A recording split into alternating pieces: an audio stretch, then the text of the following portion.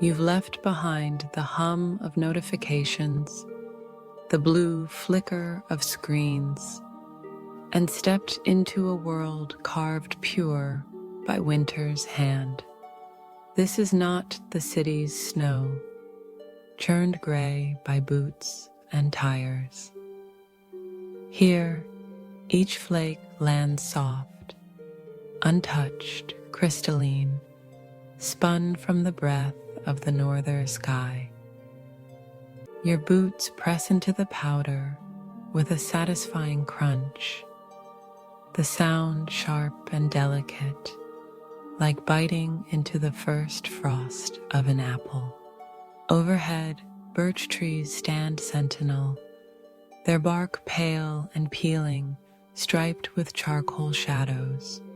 Under the moon's cold gaze, they look almost human, silent guards in a midnight procession, watching as you pass. The air is so clear it stings. Each breath you draw feels ancient, as if you're inhaling the same oxygen that once filled the lungs of Tolstoy himself. Wandering these very woods in search of meaning. Your worries, emails, deadlines, bills, the static of daily life shrink with every exhale, dissolving into the mist that curls from your lips. For a moment, the world is only this, the rhythmic crunch of your boots, the distant jingle of sleigh bell echoing through the trees, and the hush, a hush so complete you can hear your own heart slowing, syncing with the pulse of this frozen land. Listen closely. There, crurik crack. A frozen stream nearby, its glassy surface shifting under the weight of the cold, sings a glacial lullaby. The sound is both fragile and eternal, as if the earth itself is exhaling after holding its breath all season. Somewhere beyond the trees, a crow calls, its voice raw, defiantly alive against the hush. The birches, painted with moonlight, stand guard, not just over your sleep, but over the secrets buried beneath the snow. A warm glow beckons through the branches, pulling you toward a dacha nestled between the trees. Inside, the air is thick with the scent of wood smoke and black tea. An old woman stands by the stove, her eyes bright beneath a kerchief, hands mapped with the lines of 80 winters.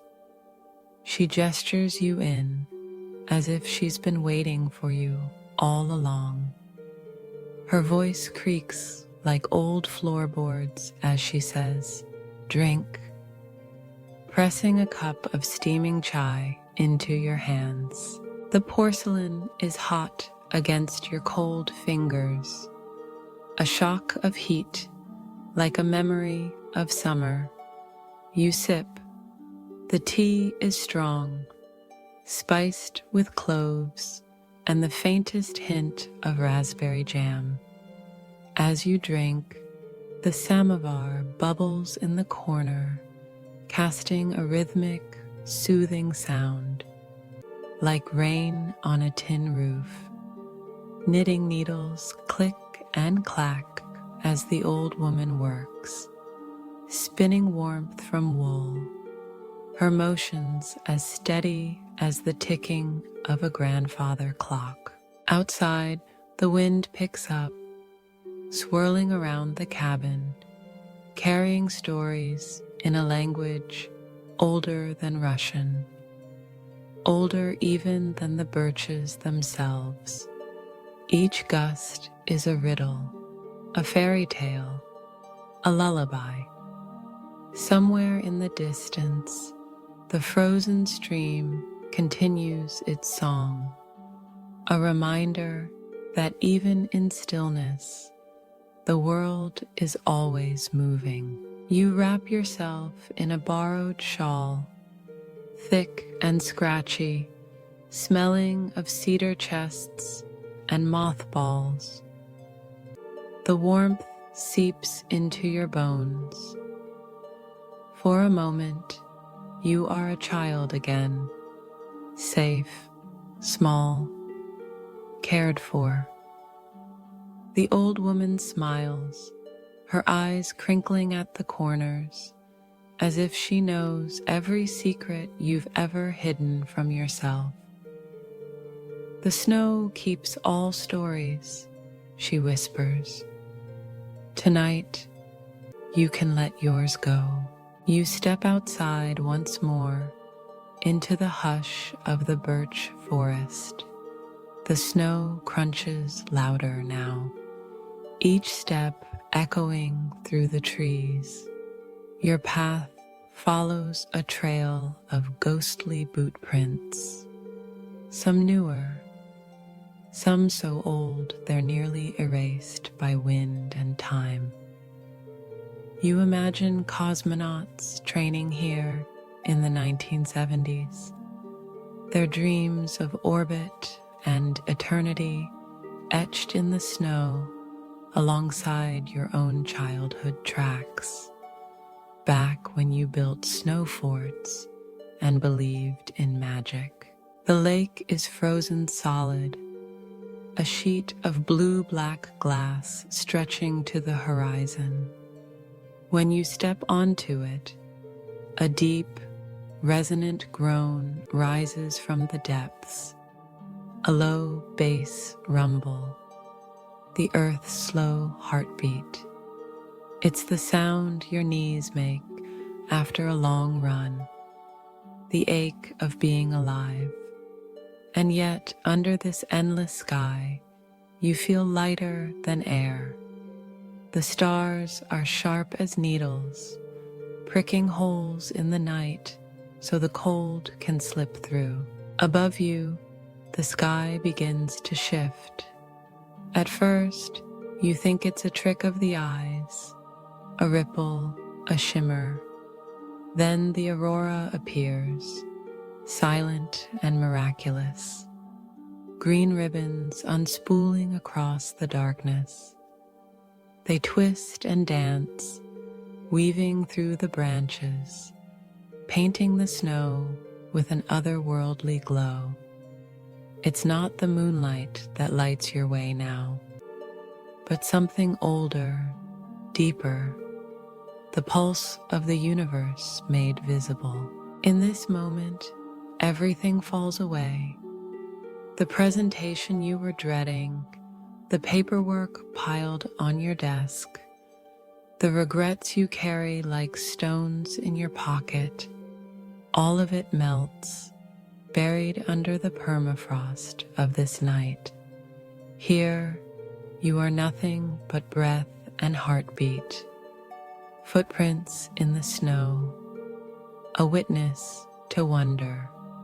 The cold is no longer a threat, but an embrace, holding you as gently as a parent tucks in a child.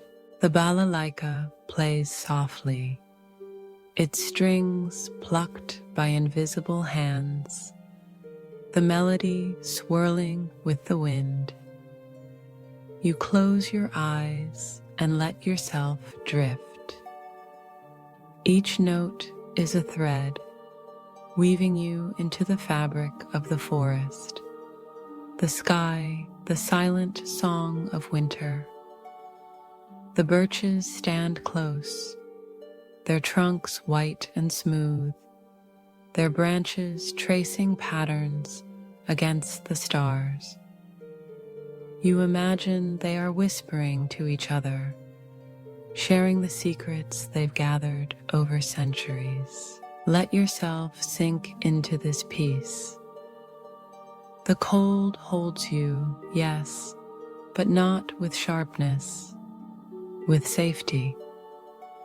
You are as secure as a child sleeping in their grandparents' attic, wrapped in quilts, the world outside softened by snow. The birches remember every secret they've ever heard, the laughter of lovers, the tears of the lost, the promises made and broken beneath their boughs. Tonight, they'll remember yours too. You can let go now. Let the Balalaika slow, the air thicken with dreams, the pulse in your ears steady and soft. The wind moves through the branches, a final lullaby. No voices, no footsteps, only the gentle hush of winter, the peace of a world asleep. Rest. The birches are watching, the snow remembers, and you are safe.